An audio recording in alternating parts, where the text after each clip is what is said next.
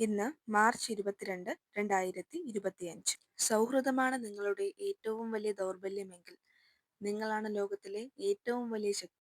Abraham ലിങ്കന്റെ ഈ വാക്കുകൾ പോലെ നിങ്ങളും ലോകത്തിലെ ഏറ്റവും വലിയ ശക്തന്മാരായി മാറട്ടെ എന്ന് ആശംസിക്കുന്നു.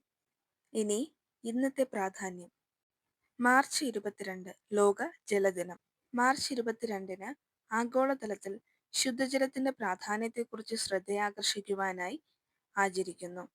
തുടർച്ചയായ ശുദ്ധജല വിതരണവും ശുചിത്വ സംവിധാനങ്ങളും 2030 ആകുമ്പോഴേക്കും എല്ലാവർക്കും ലഭ്യമാക്കണം എന്ന സസ്റ്റൈനബിൾ ഡെവലപ്മെന്റ് ഗോൾ 6 ലക്ഷ്യത്തിന് പിന്തുണ നൽകുന്നതിനാണ് ഈ ദിനം ആഘോഷിക്കുന്നത്.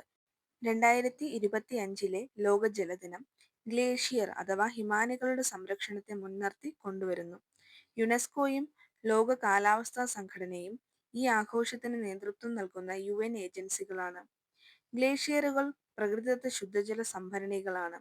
അവ ഉരുകുമ്പോൾ കുടിവെള്ള വിതരണവും കൃഷിയും വ്യവസായവും ആരോഗ്യകരമായ പരിസ്ഥിതിയും പിന്തുണയ്ക്കുന്ന ജലസ്രോതസ്സുകളായി പ്രവർത്തിക്കുന്നു.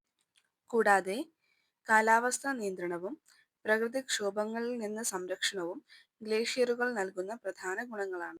ഗ്ലേഷ്യറുകളുടെ സംരക്ഷണം ആഗോളതലത്തിൽ വ്യക്തികളുടെയും സമൂഹങ്ങളുടെയും ക്ഷേമത്തിനായി അത്യന്താപേക്ഷിതമാണ്.